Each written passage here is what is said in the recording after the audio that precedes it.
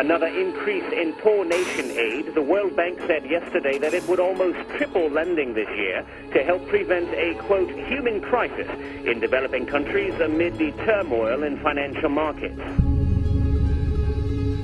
Machiavelli said, the reason there will be no change is because the people who stand to lose from change have all the power. And the people who stand to gain from change have none of the power. Machiavelli was describing the global aid system today.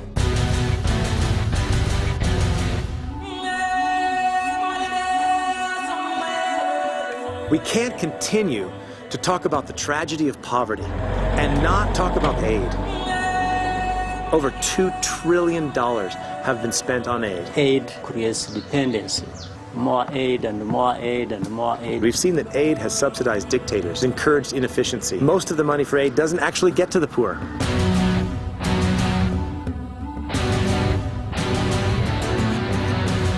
Aid has delayed the development of business in Africa. It has kept Africa behind. It becomes a way of colonizing the economies of the poor countries, a system of economic slavery. You create that parental relationship. It's patron-client, it's master-slave, it's all broken. These are the strategies of the last 50 years, and they failed for 50 years, and they're going to continue to fail. It's time to change.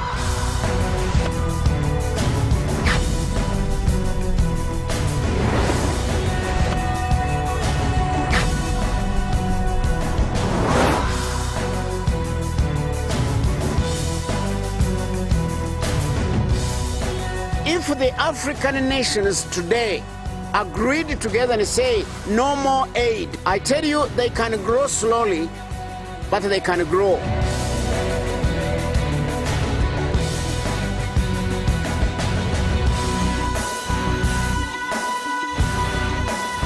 Economic transformation in the long term comes from locally run, locally owned businesses.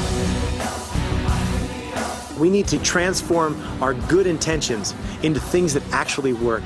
And what works is allowing these individual human beings, created in the image and likeness of God, to create value and prosperity for themselves. We are working to train people into entrepreneurship and be disciples of God in transforming their own nation. I've seen that. I've seen that through my business. Nobody owes us anything. You don't expect the whole world to be able to address your own problems. We are here to meet up front these challenges we face. Entrepreneurship should become something that is the language and the life of our day-to-day people. To create capacities in people, to empower them to be able to stand on their own. People have lots of energy, lots of capacity. Business is the normative way in which people rise out of poverty, not state-to-state aid, not the largesse of politicians and bureaucrats. It might not be very romantic to think that it's just humdrum business, but it's true. These people are the engine of growth. They are changing slums into cities. Instead of training job seekers, we train job makers. A sense of independence, a sense of human dignity. Confidence, knowledge, empowerment, opportunity, character, responsibility, hard work, vision, self-esteem, the new moral purpose, abundance of life. Economies can grow. Anything is possible.